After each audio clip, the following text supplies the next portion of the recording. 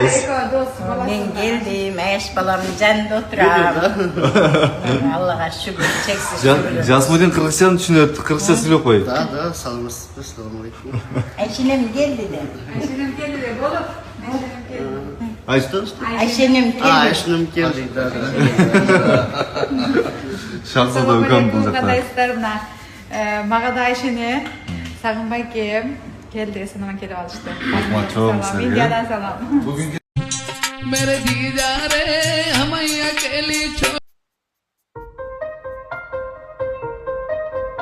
Doktor, Indiyaga kelgende Ranjana bilen biz dос bolgonбуз. Ranjana bizde дос болуп, Атайдын өзүнүн белектерин да даярдаптыр. Thank you. Bizde mына буюрса шашлыктарыбыз бышып калды. Креветки менен шашлык. Анан азыр бул жакта балык. Sir, Oh, this is your chicken leg piece. yes, okay. Şu restorandan ушундай шашлыктары мага жарат, ошон үчүн келип калдым. Молодец, Жасмудин. Bugün şeyde oturalım. Jasmudin, Şahzoda Orva. Qanday oldu apa, жақшымы? Rahmat, жақсы, бардығы жақсы. Allah razı olsun. Барыңыздарга биз Индиядабыз.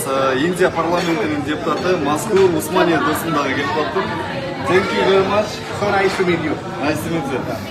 Бүгүн биз Инстаграмдан буга чейин байланышып, ар дайым жазып турчу элек. Анан бүгүн атайын комок кылып, өзү чакырып калды. Welcome to India.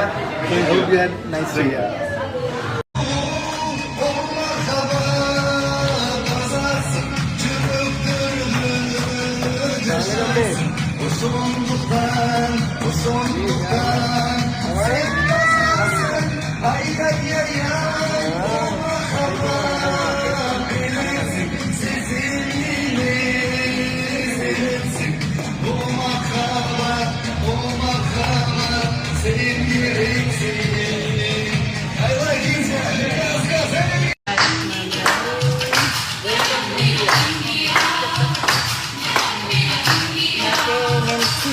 Men Türkçe sotam.